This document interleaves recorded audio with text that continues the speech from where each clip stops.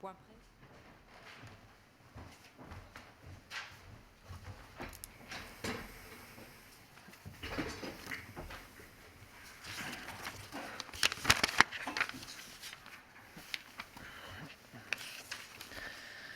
Mesdames en messieurs, bonjour. Goedemorgen iedereen. We zijn nu maandag 13 april. Bedankt om hier aanwezig te zijn, om onze persbriefing te volgen. Ik zal direct het woord geven aan Steven om meer informatie te krijgen rond die pandemie. Goedemorgen iedereen. Het is tijd voor de update van de cijfers van 12 april. De afgelopen 24 uur zijn er 310 nieuwe patiënten opgenomen in het ziekenhuis. En 239 patiënten hebben het ziekenhuis mogen verlaten. Dat brengt het totaal aantal patiënten die nu in de ziekenhuizen liggen op 5.393. Daarvan liggen 1234 patiënten op intensieve zorgen. Dat is een stijging met 2. En 940 patiënten moeten beademd worden. Dat is een stijging van 10. De afgelopen 24 uur werden er 105 overlijdens gerapporteerd in de ziekenhuizen en 195 overlijdens in de woonzorgcentra. De overlijdens in de woonzorgcentra zijn meestal vermoedelijke gevallen. Dit zijn mensen die waarschijnlijk gestorven zijn met het virus, maar het virus is niet noodzakelijk de hoofdoorzaak van het overlijden. Het totaal aantal overlijdens van de voorbije 24 uur komt daarmee op 303, waarvan 141 in Vlaanderen, 133 in Wallonië en 29 in Brussel. Het totaal aantal overlijdens in België tot nu toe bedraagt 3.903. Daarvan vonden er 53% plaats in het ziekenhuis en 43% in de woonzorgcentra. De afgelopen 24 uur werden er 942 nieuwe bevestigde gevallen gerapporteerd.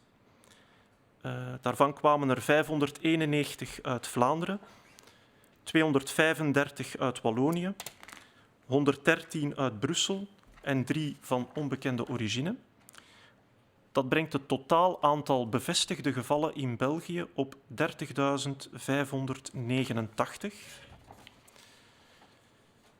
Er werden de voorbije 24 uur in totaal 4.377 testen uitgevoerd. En dat brengt het totaal aantal testen in België tot nu toe op 112.617.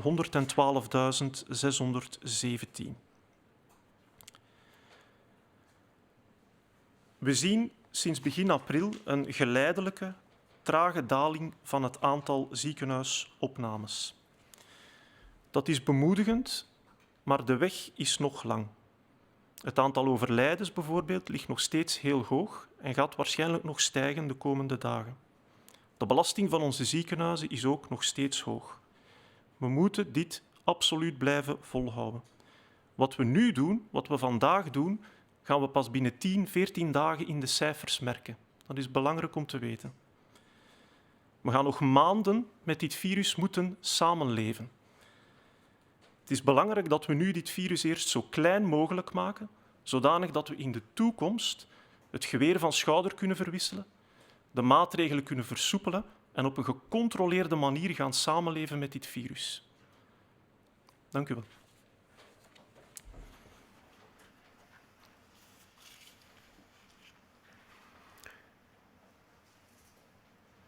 Bonjour à tous, goedemorgen iedereen. Nous faisons aujourd'hui le point sur la situation d'hier, du 12 avril. Hier, 310 personnes ont été hospitalisées dans le cas d'une infection à coronavirus et 239 ont pu quitter l'hôpital. Cela porte à 5393 le nombre de personnes actuellement hospitalisées. Parmi celles-ci, 1234 sont aux soins intensifs. C'est une légère augmentation de 2 personnes. Et 940 nécessitent une assistance pour respirer. Nous avons également été informés du décès de 105 personnes dans les hôpitaux et de 195 personnes dans les maisons de repos. Aujourd'hui, la très grande majorité des décès qui ont lieu dans les maisons de repos sont des personnes qui sont décédées dans le cadre de ce contexte d'épidémie à coronavirus, avec des symptômes compatibles avec l'infection, mais pour lesquels il n'y a pas de diagnostic définitif. Au total, 303 personnes sont décédées hier en Belgique. Parmi celles-ci, 141 étaient en Flandre, 133 en Wallonie, 29 à Bruxelles. Cela porte, depuis le début de l'épidémie, en comptant les cas les décès confirmés et les décès suspects, à 3903. 53% de ces décès ont eu lieu à l'hôpital, 43% dans les maisons de repos. Durant les 24 dernières heures, 4377 tests de laboratoire ont été réalisés et 942 personnes ont été diagnostiquées positives avec le coronavirus. Parmi celles-ci, 591 en Flandre, 235 en Wallonie, 113 à Bruxelles. Cela porte, depuis le début de l'épidémie, à 112 617 tests réalisés et 30 589 personnes diagnostiquées positives avec un test de laboratoire.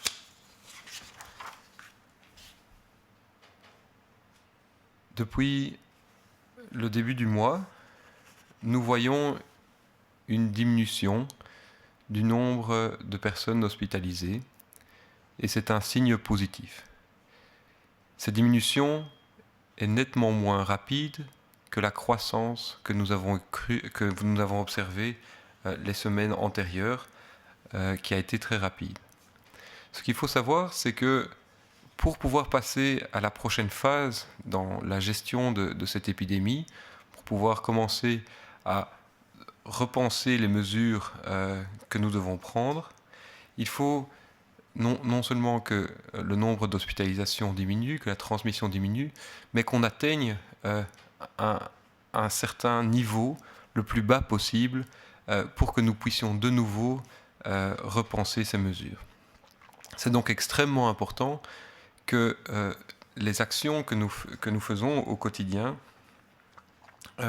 qui auront des impacts dans les deux prochaines semaines qui suivent, mais continuent à être dans le sens des mesures que nous appliquons depuis de nombreuses semaines. Il faut continuer à respecter les mesures, rester un maximum chez soi. Il faut continuer à respecter les règles de distanciation physique. Il faut continuer l'hygiène des mains le plus régulièrement possible, car nous devons atteindre ce fameux niveau le plus bas possible de transmission dans la communauté du virus, dans la communauté et du nombre de lits occupés dans les hôpitaux. Cette descente de la courbe ira d'autant plus vite que nous respectons les mesures qui sont demandées. Merci.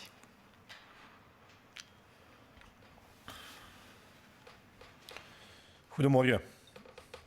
Sommige mensen voelen zich misschien slachtoffer van het coronavirus, omdat ze op dit moment beperkt zijn in hun vrijheden. Echter, andere slachtoffers vechten op dit moment op de afdeling intensieve zorgen van de ziekenhuizen voor hun leven. Ondanks de inzet van het verzorgend personeel zijn er jammer genoeg ook slachtoffers die de strijd tegen het virus hebben verloren. Zij laten familie en vrienden achter met een enorm gemis. We wensen deze mensen heel veel sterkte bij het verwerken van dit immens verdriet. De experten hebben zo net de meest recente cijfers toegelicht. Iedereen zoekt positieve elementen in deze cijfers. Maar we moeten nu vooral realistisch zijn. De cijfers tonen aan dat de situatie nog steeds zeer ernstig is. Dat is de harde realiteit waar we in ons nog steeds bevinden en waarom we de maatregelen moeten blijven volhouden. We kunnen niet genoeg benadrukken dat het gedrag van ons allemaal de situatie kan beïnvloeden, in positieve of in negatieve zin. Het overgrote deel van de bevolking heeft een positieve keuze gemaakt en respecteert de maatregelen, waarvoor onze oprechte dank. Jammer genoeg is er nog steeds een kleine minderheid die het minder nauw neemt met het naleven van de maatregelen. Dit gedrag stuit op onbegrip bij de mensen die hun verantwoordelijkheid wel opnemen en voor wie deze maatregelen ook niet evident zijn. We kunnen de verspreiding van het coronavirus enkel beperken als we allemaal een juiste en positieve houding aannemen. Blijf dus volhouden, blijf solidair, blijf thuis, blijf zorgen voor jezelf en voor elkaar. Dank je wel.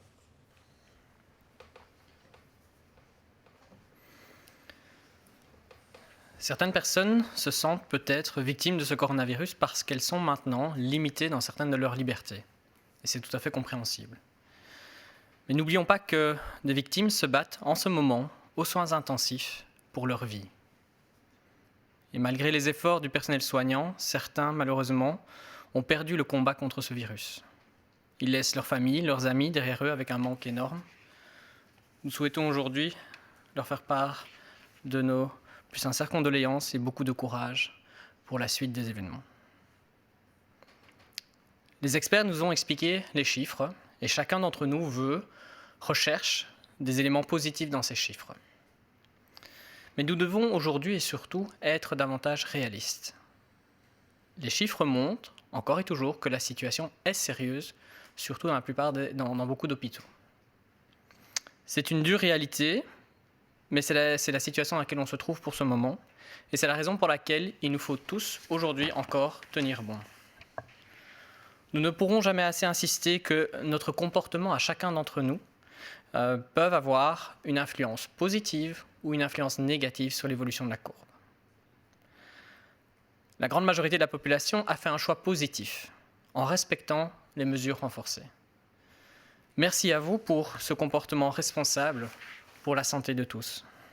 Malheureusement, certains, une minorité, respectent peut-être ces mesures renforcées de manière moins rigoureuse. Et cela engendre beaucoup d'incompréhension pour ceux qui ont pris leurs responsabilités et qui respectent davantage ces mesures. Nous ne pourrons limiter l'évolution rapide de ce virus que si nous adoptons tous ce comportement qui est juste et qui est positif pour la santé de tous. Continuez donc à tenir bon, continuons à être solidaires, continuons à rester chez nous et continuons surtout à prendre soin de nous et des autres. Merci. On va passer aux nombreuses questions que nous avons reçues aujourd'hui. Connaît-on le nombre de personnes infectées plongées dans un coma? Combien de temps ce coma peut-il durer et en quoi cette technique peut-elle aider le patient?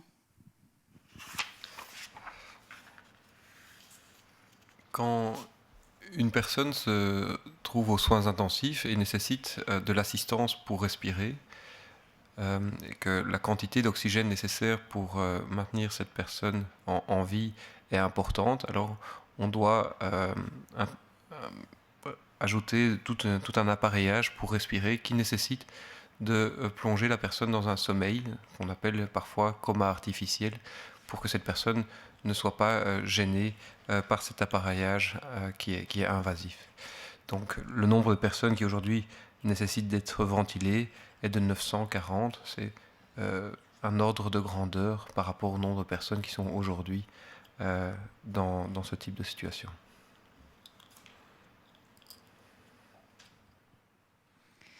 Weten we hoeveel besmette mensen in coma hebben gelegen? Hoe lang kan deze coma duren? Hoe kan deze techniek de patiënt helpen? Wel, mensen die kunstmatig beademd worden, die worden daarvoor in slaap gebracht. Dat noemen we een kunstmatige coma. Dat is een essentieel onderdeel van die procedure. En die kunstmatige coma, die kunstmatige beademing ook, die kan weken duren, dat weten we. Op dit ogenblik zijn er 940 patiënten die beademd worden. Dus dat zijn er veel. En veel van die patiënten, dat weten we, blijven 2, 3 of een langer aantal weken beademd.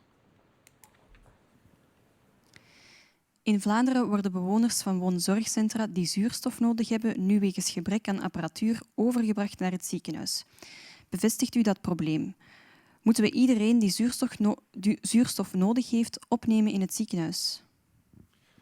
Wel, zuurstoftoediening is een medische behoefte. Dat moet gebeuren in een medisch kader, begeleid door dokters of verplegers. Dit kan in een woonzorgcentrum, dat gebeurt daar ook, of dit kan in een hospitaal. En indien patiënten daar nood aan hebben en indien dat nodig is, kunnen die doorverwezen worden naar het hospitaal. Dus beide zijn mogelijk.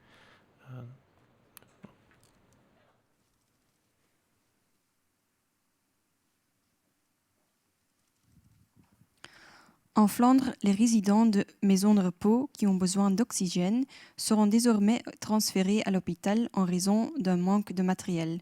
Confirmez-vous ce problème? Faut-il généraliser l'hospitalisation des personnes qui ont besoin d'oxygène? Dans le cadre des infections à coronavirus, certaines personnes ont besoin d'oxygène. Parfois, un petit peu est suffisant, et parfois il en faut beaucoup plus. Et alors, à ce moment-là, les personnes qui nécessitent sont aux soins intensifs. Chez les personnes qui nécessitent un petit peu d'oxygène, il faut considérer l'oxygénothérapie comme vraiment un acte médical qui doit être supervisé par un médecin, mis en place aussi par des infirmiers. C'est quelque chose qui peut se faire dans les maisons de repos, qui peut également se faire dans les hôpitaux. Et donc, quand de nombreuses personnes ont besoin de ce type d'assistance, eh bien, c'est tout à fait possible que certaines personnes soient transférées vers les hôpitaux, car les maisons de repos ont un nombre limité de systèmes d'oxygénothérapie. La généralisation des dépistages en maison de repos vous semble-t-elle absolument nécessaire, même pour les patients et le personnel asymptomatique? Aujourd'hui, nous savons que énormément de cas d'infection, et y compris d'infections sévères, ont lieu dans les maisons de repos en Belgique. Et pour faire face à ce problème, il y a toute une série de mesures qui sont nécessaires. La réalisation de tests pour faire confirmer le diagnostic est quelque chose de très utile, car il permet de faire la distinction entre les personnes qui sont atteintes par le virus et celles qui ne le sont pas. Des personnes qui sont symptomatiques peuvent être infectées par ce coronavirus, mais peuvent aussi avoir d'autres maladies. Donc faire la part des choses chez les personnes symptomatiques, c'est quelque chose qui est nécessaire. Chez les personnes asymptomatiques, nous savons depuis le début de cette épidémie, avant même qu'elle arrive en Belgique, qu'un certain nombre de personnes peuvent être porteuses du virus et contribuer à la transmission du virus sans présenter de symptômes ou en ayant des symptômes très modérés. Et c'est dans ce cadre-là que la réalisation de tests peut être intéressante pour notamment faire la part des choses entre les personnes qui sont porteuses ou pas du virus.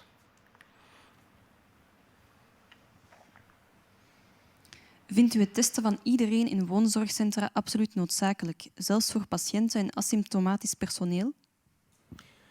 Wel, het testen van zowel mensen met symptomen als zonder symptomen op één bepaald moment laat een optimale scheiding toe tussen mensen die besmet zijn en mensen die niet besmet zijn. Want dat is heel belangrijk in een woonzorgcentrum om de twee goed te scheiden, zodanig dat de besmetting niet verder kan verspreiden.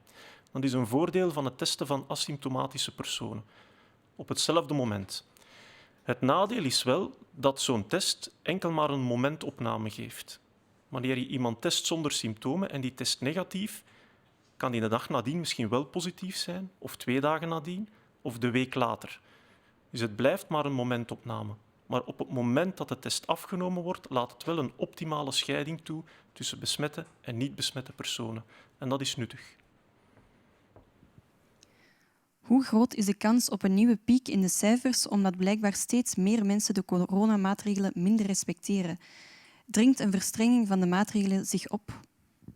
Wel, ik denk dat het belangrijk is dat we de maatregelen zoals die nu zijn ingevoerd blijven opvolgen, zoals we dat ook de voorbije weken gedaan hebben. Want wij merken aan de cijfers dat dit werkt.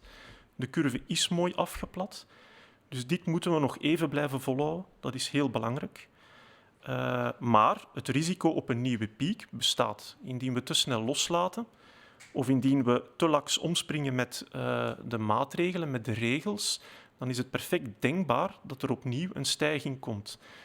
En we moeten er ons ook van bewust zijn dat die stijging pas merkbaar zal zijn vanaf 10, 14 dagen nadat we maatregelen versoepelen of onze discipline verliezen. Dat is een probleem dat daar een bepaalde periode tussen zit.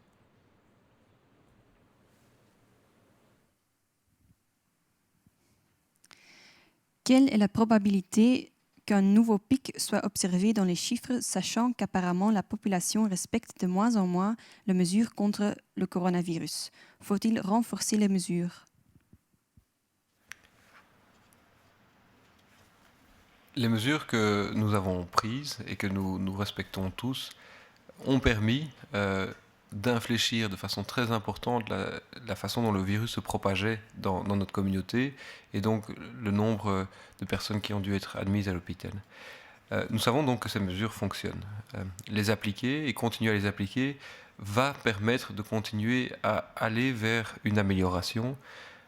Nous nous rendons bien compte que appliquer toutes ces mesures dans le long terme est quelque chose d'extrêmement difficile, mais il faut continuer, il faut tenir bon, car nous n'avons pas encore atteint les objectifs qui nous permettraient de commencer à repenser une nouvelle approche dans le contrôle de cette épidémie. Donc, il ne faut a priori pas renforcer les mesures, il faut continuer à les appliquer, car tout ce que nous faisons aujourd'hui va encore avoir des impacts pendant 2 semaines. Liège a décidé d'annuler tous ces événements jusqu'au 30 juin. La décision devrait-elle être généralisée à tout le pays, selon vous? Comme les autorités, beaucoup de citoyens se posent des questions, je pense, sur ce qui va venir dans les prochains jours, dans les prochaines semaines ou les prochains mois. Je pense qu'il y a beaucoup de personnes qui, pour l'instant, se réunissent au niveau des organes collégiales pour anticiper et prendre les meilleures décisions. Nous le savons tous, mercredi, il y a un Conseil national de sécurité qui va se pencher sur l'ensemble de ces propositions et on pourra alors à ce moment-là donner une information plus précise à chacun. Soyons encore un peu patients, essayons de respecter un maximum les consignes qui sont d'application maintenant et nous verrons alors par après et nous vous informerons au mieux pour pouvoir chacun vous dire qu'est-ce qui va se passer dans les prochaines semaines ou pour les mois d'été. In Luik hebben ze beslist om alle evenementen tot 30 juni te annuleren. Vindt u dat deze beslissing in het hele land moet worden genomen? We begrijpen dat de mensen, maar ook de lokale overheden, vragen hebben. Vragen naar een toekomstperspectief voor de komende weken, maanden. De experten zijn er in verschillende werkgroepen ook mee bezig met die vragen en zullen het politiek niveau gaan adviseren. En we weten allemaal dat er woensdag een Nationale Veiligheidsraad is, waarin dergelijke zaken zullen besproken worden. Dus ik denk dat het nu nog iets te voorbarig is om daar uitspraken over te doen. Laat ons vooral stap voor stap denken en vooral de maatregelen die er nu zijn respecteren. En dan zullen we zien wat de komende dagen brengen en welke beslissingen er genomen worden op de Nationale Veiligheidsraad. De bevolking maakt zich zorgen over asymptomatische gevallen. Vanaf wanneer zijn deze mensen besmettelijk en tot wanneer kunnen ze drager zijn van het virus? Wel, het verloop van een infectie bij iemand zonder symptomen is vrij gelijkaardig aan het verloop van de infectie bij iemand met symptomen. Dat betekent dat men het virus gedurende een 7-tal dagen draagt, in de neus, in de keel, en dat men dus 7 dagen potentieel mogelijk besmettelijk is.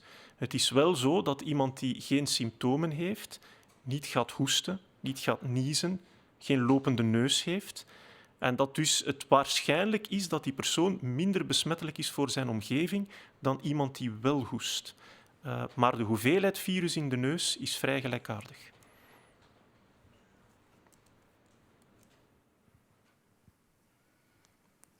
Les cas des personnes asymptomatiques continuent à inquiéter la population. À partir de quand ces personnes sont-elles contagieuses et jusqu'à quand peuvent-elles être vectrices du virus?